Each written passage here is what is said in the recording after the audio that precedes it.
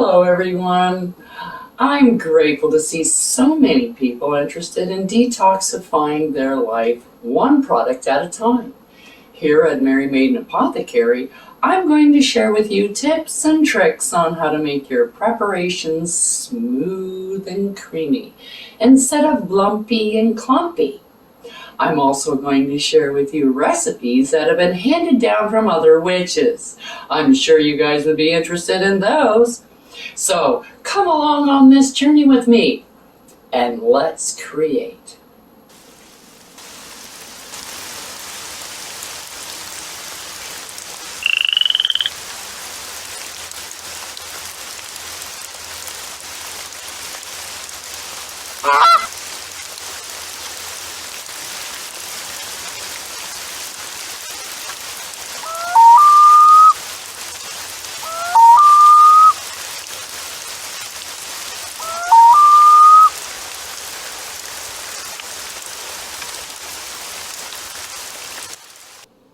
Merry Meet here at Mary Maiden Apothecary, where I'm going to show you how to create your own preparations to replace the store-bought products that may contain carcinogens, toxins, fillers, bonding agents, chemicals, artificial ingredients, perfumes, and unnecessary colors that can be harmful to you and your loved ones, not to mention the environment. So give yourself the satisfaction of knowing every ingredient that is in your preparation, as well as being able to pronounce them. Wouldn't that be nice? So grab your wand and let's whip something up. Hello, hello, hello. How is everybody today? I'm so grateful to see so many new faces. That's fantastic. Well, today I'm going to be talking about the equipment that you're going to need to make the majority of these products, okay? So if you're going to be making soap, you're using lye or caustic soda.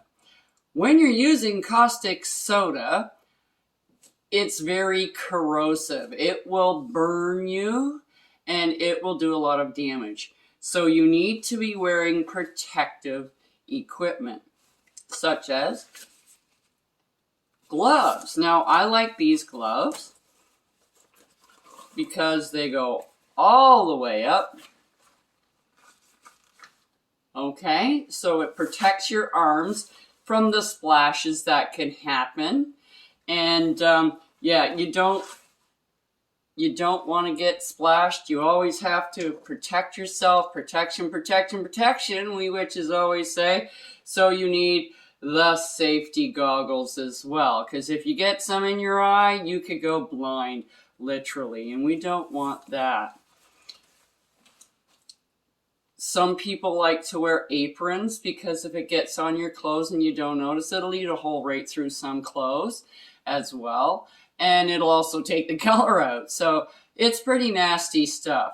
That's why you really have to be careful and take caution when you are using caustic soda. Okay, so those are two things that you must have is the gloves and the glasses.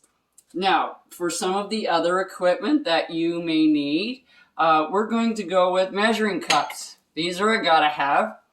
Now, I use glass cups. I have a bunch of different glass containers, and I've even used shot glasses because when you're using small amounts, when you're doing a small preparation that fits in one of these little tins here that we like to use, you don't need very much of some product. So those shot glasses come in really handy.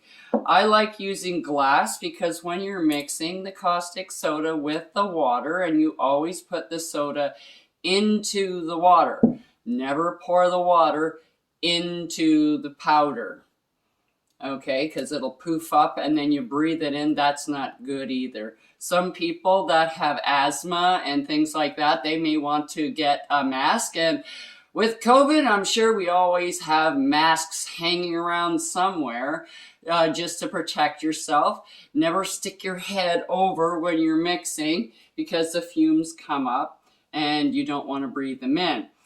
When you put the caustic soda into the water, it heats up. So if you're using like a plastic container, it might melt. And you also want to put it on something like a breadboard or something like that, or a towel, so that it doesn't wreck your tablecloth or wherever you happen to be working.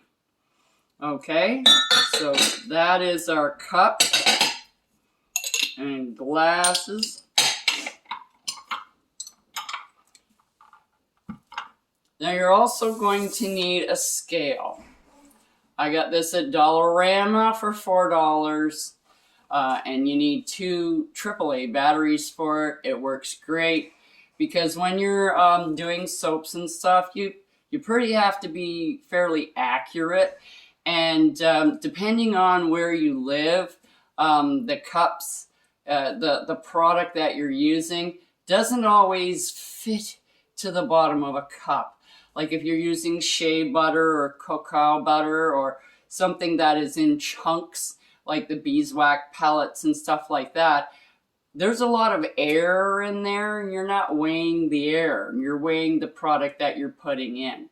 So this is something that you might need and find very handy, because it's hard to say, well, geez, you know, you need a half a cup of this and then you have to melt it, and it's very time consuming and a pain in the bum. So a scale would come in extremely handy. Another thing that you're going to need are pots. Now this is pretty much the pot that I use all the time. And this bowl, I have a selection of different sizes of these bowls. And I have more pots too, but these are the ones that I use the most. And you can make a double boiler out of this pot. You put water in the bottom, put this on inside, and to have everything melt that way. You may also want to get a set of tongs so that you can pull things out. Sometimes things fall in things, and you don't want to be sticking your hand in there. So these come in real handy every once in a while. You don't need these, but they do come in handy. Something that you do need is measuring spoons. Now, I have a set of metal measuring spoons, and I like the metal ones because if you're using something and you only need like a quarter of a teaspoon, which is just this much of an oil or something, and you can scrape it up and get it on there. Sometimes you can melt it with a lighter, like warm up your spoon, and then you can dig it in. You can get a really nice even tablespoon, teaspoon, quarter teaspoon, whatever have you with these. And they're really easy to clean. And so I use those. And then I also like spatulas. Spatulas come in real handy because you want to make sure when you're putting your preparation together that you scrape the sides down. Everything has to cook, not just what's inside. And when you're using your whisks, I have a big whisk, my wand whisk, and a teeny tiny whisk, which I usually use for mixing the caustic soda in with the water. So I use these whisks, but they don't really do a very good job scraping down the sides, where you can get a spatula and you can get the whole side to make sure that nothing is sticking there, incorporating it all in so that it all mixes evenly. Because the last thing you want to do is to pour something out into a jar, and that last jar, when you're doing this, it isn't prepared properly because that oil or whatever was stuck to the side and it never got incorporated. So that last tin isn't going to turn out right. And then that could be the first tin you open and you go, oh my God, I just made 10 of these and they all suck. So this is something that you need to be watch out for. And I will remind you while we're going through the preparations and making them. Okay? Now, another thing that you're going to need is distilled water. Now, distilled water doesn't have any minerals in it. It doesn't have any fluoride in it. It doesn't have any bacteria in it. And when you're using water in preparations that you're going to be putting on the shelf, you don't want them to go bad. With bacteria, they'll mold, etc., etc. If you use distilled water, you don't have that problem, okay? Now, if you want to not spend money on distilled water, you can boil water and then have it cool. Do not do it in your kettle, though, because your kettle has got all the calcium and stuff at the bottom, and you don't want any of that to be mixed in. So do it in a pot, let it cool, and boil it for at least 5 minutes, nice big rolling boil to make sure everything is dead in there.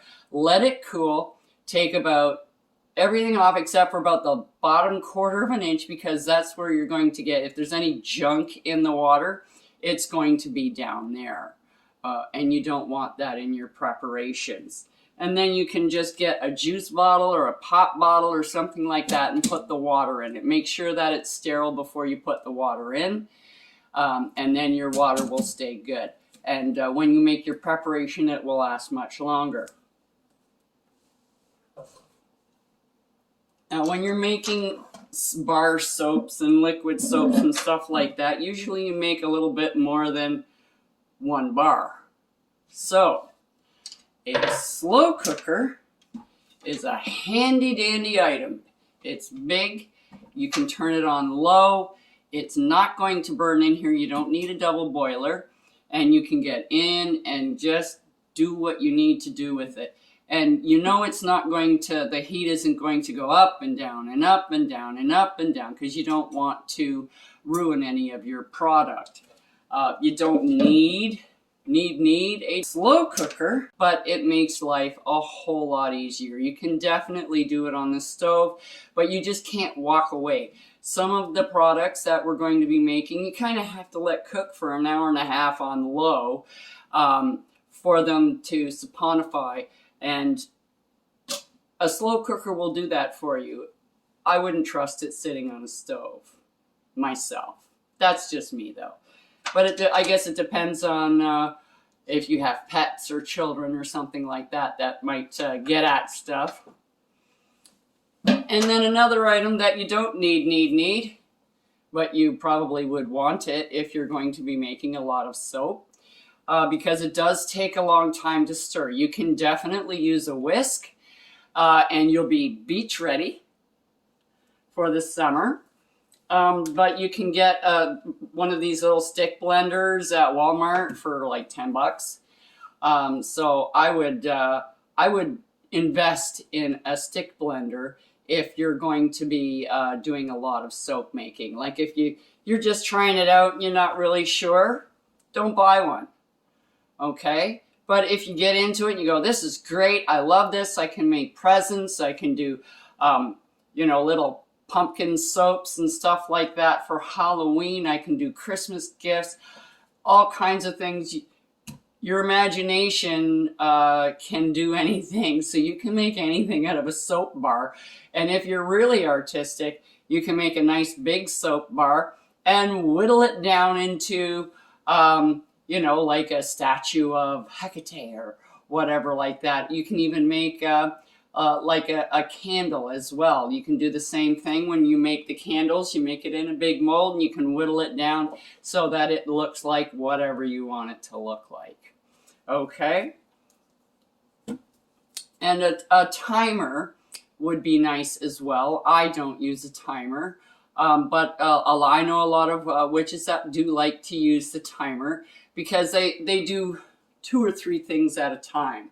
So they'll be over here doing this, and it goes beep, beep, beep. Okay, this is ready. I have to work on this now. I'm going back over here. Oh, this one's ready now. So if you're a multitasker and you like to be making a few different things, and especially when you get to soap, because you can make the base soap, and then when you're putting your different colors into it, your essential oils into it. Some people put flowers on it. You can even put like little rubber duckies inside. It depends. It's all up to you. You can do pretty much anything. But if you're going to be doing that, you can make a big batch of soap, and then when you get it all out, this one's one, this one's something else, this one's something else, and this is for the rubber ducky. Okay? So you might want to get a timer for that purpose. And also, it's good if you're a busy person, just so you don't forget things. And sometimes that happens. And you don't want to ruin a whole batch of product, especially if you're using things like saffron or some expensive items. You don't want them to be ruined because you forgot to go take them off at the right time, or you didn't stir it enough, or whatever. Okay, so that is it. I hope that this has been informative, and I hope to see you next time on Merry Maiden Apothecary. Check out the link below for the correspondences and magical properties of the items used in this video. And don't forget to like, subscribe, and hit that notification button so you don't miss any witchy content our three sisters have brewing for you here on The Witch's Inn.